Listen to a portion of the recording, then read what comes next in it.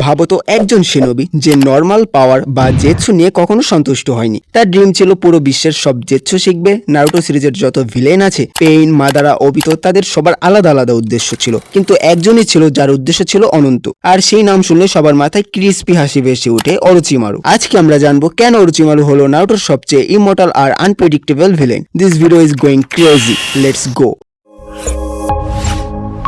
অরোচিমারু জন্ম থেকে একবারে আলাদা ছিল। চাইল্ডহুডে অনেক ইন্টেলিজেন্ট ছিল, কিন্তু একই সাথে ক্রিস্পিও ছিল। একবার থার্ড হোকাগে হিরোজেন তার কাছে একটা স্নেক স্কিন দেখতে পায়। অরোচিমারু বলে, সাপের মতো আমিও আমার শরীর বারবার পাল্টাতে চাই যাতে আমি অমর হতে পারি। শুধু তাই না, অরোচিমারু ছোটবেলা থেকে সব ফরবিডেন জুৎসুতে আগ্রহ দেখাতো। নলেজ আর পাওয়ার তার জন্য নেশা ছিল। অরোচিমারুর সবচেয়ে বড় লক্ষ্য ছিল ইমমর্চুয়ালিটি, কিন্তু সে জানতো নর্মাল হিউম্যান বডি দিয়ে এটা পসিবল না। তখন থেকে সে শুরু করলো নিষিদ্ধ রিসার্চ, যেখানে সে মানুষের ওপর এক্সপেরিমেন্ট করত।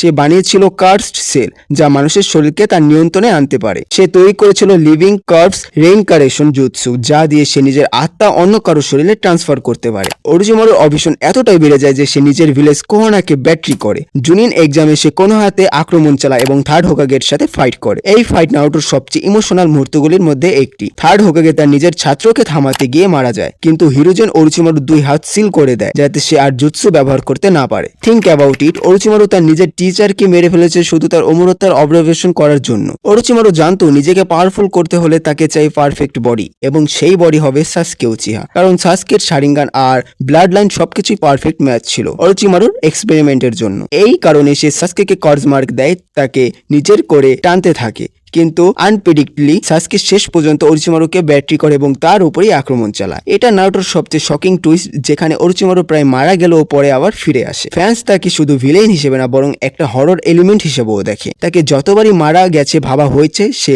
সামহাও ফিরে এসেছে। স্নেকের মতো সে বারবার তার স্কিন ফেলে আবার নতুন রূপে ফিরে এসেছে। দ্যাটস ওয়াই অনেক ফ্যান বলে ভিলেন আসবে যাবে, কিন্তু অরোচিমারু নেভার ডাই, মানে সে কখনো মরবে না। ফোর্থ গ্রেট নিনজা ওয়ারের সময় অনেকেই ভেবেছিল অরোচিমারু শেষ, কিন্তু না, সে আবারও ফিরে এসেছে। এমনকি ওয়ারের সময় সে সাসকেকে অনেকটাই সাহায্য করেছিল। সারপ্রাইজলি শেষ দিকে তার ভিলেন না থেকে সে ন্যাচারাল হয়ে যায়। নারুটো সিরিজের শেষে দেখা যায় সে বোরোটো টাইমলাইনেও আছে এবং সেখানে এক্সপেরিমেন্ট চালাচ্ছে। যদিও এখন সে তুলনামূলক শান্ত, তবুও ফ্যান মনে করে অরোচিমারু এনি টাইম আবার ডেঞ্জারাস হয়ে উঠতে পারে। সো গাইস, অরোচিমারু একটা সাধারণ ভিলেন ছিল না, সে ছিল knowledgeable, hungry, scientist, crispy, main floater আর ইমমর্টাল স্নেক লাইক বিং। তার কারণে নারুটো সিরিজের অনেক আইকনিক মুহূর্ত তৈরি হয়েছে। তুমি কি অরোচিমারুকে ভিলেন বলবে নাকি সায়েন্টিস্ট? আর তুমি কি মনে করো, সে আবার ফিউচারে বড় কোনো মুভ নিবে? কমেন্টে জানাও তোমার অপিনিয়ন।